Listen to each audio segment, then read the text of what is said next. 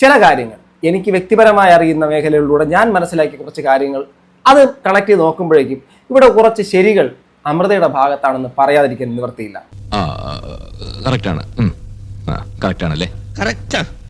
കുറച്ചു കാലത്തിന് മുമ്പ് ഈ കോട്ടയത്ത് എനിക്കൊരു സുഹൃത്തുണ്ട്. അദ്ദേഹത്തിന്റെ ഒരു സ്ഥാപനത്തിന്റെ ഉദ്ഘാടനവുമായിട്ട് ബന്ധപ്പെട്ടിട്ട് ഈ പറയുന്ന പ്രസ്തുത ബാലയെ അവിടെ ഇനാഗുറേഷൻ ക്ഷണിക്കുകയും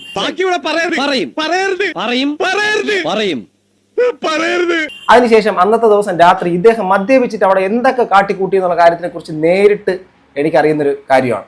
പക്ഷെ എനിക്കൊരു റിക്വസ്റ്റ് ഉണ്ട്, ദയവേത് എന്നെ നാണം കെടുത്തരുത്.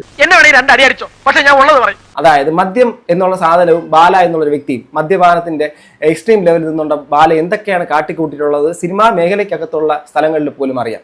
മോനെ വത്സ, ഈ പാവം സ്വാമിയെ കണ്ണൂർ സെൻട്രൽ ജയിലിലേക്ക് അയക്കരുത്. ആ ഒരു ഡ്രൈവർ പറഞ്ഞത് പ്രകാരം ഈ ബാല ഒരിക്കല് ഈ പറഞ്ഞ അമൃതയെ ആ ഒരു റൂമിൽ അടിച്ച് റെഡിയാക്കിയിട്ടിരുന്ന ഒരു സംഭവം മദ്യപിച്ചിട്ട് മതോന്മത്തരായി കാണിച്ചു കൂട്ടിയ കാര്യങ്ങളൊക്കെ ഇതൊക്കെ കുറെ കാലത്തിന് മുമ്പ് തന്നെ അറിഞ്ഞ കാര്യങ്ങളാണ്. എന്ത് കാരണം കൊണ്ടാലും ശരി, ഒരു പെൺകുട്ടിയോട് ഒരിക്കലും ഇത്രയും ക്രൂരത കാണിക്കാൻ പാടില്ല. എന്താ നിന്റെ ഉദ്ദേശം? ഒരു 12 വയസ്സുകാരി ക്യാമറ തുറന്നു വെച്ചിട്ട് സ്വന്തം അച്ഛനെ കുറിച്ച് കുറ്റം പറയാൻ തയ്യാറാവുമെന്ന് നിങ്ങൾക്ക് തോന്നുന്നുണ്ടോ? ബാലച്ചേട്ടോ, കൊച്ചു പറയുന്നതൊക്കെ ഉള്ളയാണെങ്കിൽ 3 കൊല്ലം തടവും 10 ലക്ഷം രൂപ ഫൈനും ഒക്കെ കിട്ടാവുന്ന പരിപാടിയാണ് കേട്ടാ. ഇങ്ങനെ ഒരു ട്രാഫിക് ജാം ഞാൻ ഒരിക്കലും പ്രതീക്ഷിച്ചതല്ല. ഒരിക്കലും. ആദർശവും പുരോഗമന ചിന്താഗതിയും ഒക്കെ പ്രസംഗത്തിൽ മാത്രം പോരാ. ആ കുട്ടിയെ വീട്ടുകാർ പറഞ്ഞു പഠിപ്പിച്ചതാണെന്ന് പറഞ്ഞ് ആ കുട്ടിയെ സൈബർ അറ്റാക്ക് ചെയ്യുന്നു.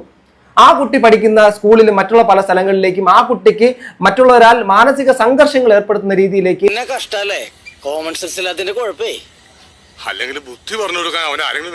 സ്വന്തം അച്ഛൻ അഥവാ ഉൽപ്പാദിപ്പിച്ച ആ ഒരു വ്യക്തി തന്നെ, അഥവാ അങ്ങനെ അച്ഛനായ സ്ഥാനം കൊണ്ട് നടക്കുന്ന ആ വ്യക്തി തന്നെ നിരന്തരമായിട്ട് ഏറ്റവും കൂടുതൽ ആ കുടുംബത്തിനെ നശിപ്പിക്കാൻ വേണ്ടിയിട്ട് എത്രമാത്രം ഇന്റർവ്യൂ കൊടുത്തിട്ടുള്ളത്.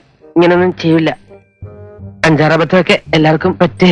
ബാല എന്നുള്ളൊരു വ്യക്തി തന്നെയാണ് ഇന്ന് ആ കുടുംബം അനുഭവിക്കുന്ന മറ്റൊരു ദുരവസ്ഥയ്ക്കും ഒരു കാരണക്കാരൻ. സത്യം പറഞ്ഞാൽ പട്ടിയുടെ വാല് 12 കാലം കൊള്ളിട്ടിട്ട് എന്താ കാര്യം?